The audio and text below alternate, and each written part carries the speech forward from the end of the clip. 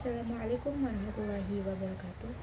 Alhamdulillah rabbil alamin wa bihi nasta'in wa ala umuri dunya waddin wa ala alihi wa sahbihi ajma'in amma ba'du. Baik, di sini saya akan melanjutkan tugas video dari mata kuliah Akhlak Tasawuf yang dimana kita disuruh untuk merangkum 10 jurnal. Di sini saya kebagian materi yang berjudul kuliah Akhlak Tasawuf. Baik, langsung saja ke pembahasan landasan konseptual akhlak tasawuf. Ke-10 jurnal tersebut sepakat bahwa akhlak dalam tasawuf bukan hanya etika sosial, tetapi etika spiritual yang bertujuan menyucikan jiwa atau tazkiyah an-nafsu dan membentuk hubungan yang dekat dengan Allah. Konsep dasar seperti tazkiyah an-nafsu, tahlali dan tajali menjadi kerangka transformasi moral seorang salik atau penempuh jalan spiritual. Tasawuf akhlaki memandang perubahan moral sebagai hasil dari latihan rohani yang konsisten, bukan sekadar pengetahuan. Yang kedua yaitu pembersihan jiwa atau tazkiyatun nafsi dan transformasi batin. Jurnal pertama menekankan bahwa pembersihan jiwa merupakan fase fundamental dalam tasawuf. Proses tazkiyah an-nafsu mencakup tahali, dan tajali.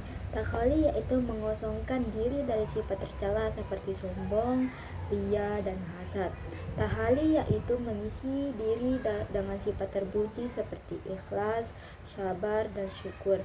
Sedangkan tajali yaitu munculnya nur ilahi dalam hati sehingga akhlak seseorang menjadi lembut, tenang, dan penuh walas asih.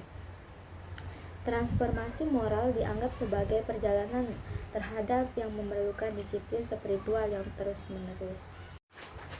Beberapa jurnal membahas riyadhah atau latihan spiritual dan mujahadah atau kesungguhan melawan hawa nafsu sebagai metode utama dalam pembinaan akhlak sufi. Contoh riyadhah yang sering dikaji yaitu puasa sunnah, zikir rutin, sholat malam, pengendalian emosi, latihan sabar dalam interaksi sosial.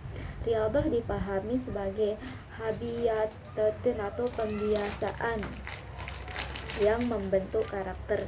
Jurnal Psikolog Islam menunjukkan bahwa riyadhah juga berdampak positif terhadap kesehatan mental, menurunkan kecemasan, dan meningkatkan kontrol diri. Tokoh-tokoh besar tasawuf dan model akhlaknya ada Imam Al-Ghazali. Dalam kitab Ihya Ulumuddin, Al-Ghazali menawarkan model akhlak yang menggambarkan syariat, akal, dan penyucian hati. Inti pandangannya adalah bahwa akhlak lahir merupakan cermin dari batin yang telah terlatih. Sedangkan dari Rabi'atul Adawiyah, jurnal tentang Rabi'ah menonjolkan konsep mahabbah atau cinta ilahi sebagai inti akhlak sufi. Menurutnya, akhlak yang mulai dari cinta total kepada Allah, bukan dari rasa takut atau berharap imbalan atau balasan.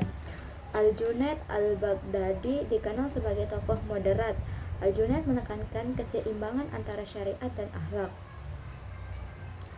Al-Junaid menekankan keseimbangan antara syariat dan hakikat.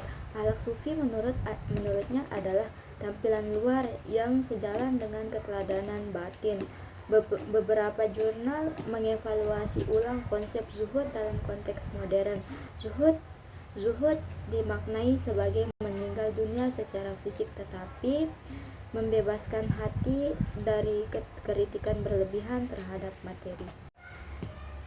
Implementasi dalam pendidikan Islam. Jurnal pendidikan menegaskan bahwa nilai akhlak relevan diadaptasi dalam kurikulum melalui pembiasaan ibadah, pembelajaran adab sebelum ilmu, internalisasi nilai sabar, ikhlas, syukur, praktik komprelatif atau misalnya zikir atau refleksi.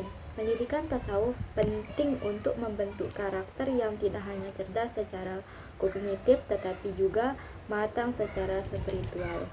Dari 10 jurnal tersebut, kita dapat menyimpulkan bahwa akhlak tasawuf merupakan sistem etika berbasis spiritual yang bertujuan membentuk manusia berkarakter luhur melalui penyucian jiwa, latihan spiritual, dan cinta ilahi. Nilai-nilai seperti ikhlas, sabar, syukur, tawadu, dan zuhud tidak hanya diwujudkan dalam ruang ibadah, tetapi juga dalam dinamika sosial modern. Tasawuf menjadi pendekatan integratif yang menyatukan dimensi psikologis, etika, dan spiritual manusia. Mungkin hanya itu yang dapat saya sampaikan, kurang dan lebihnya mohon dimaafkan.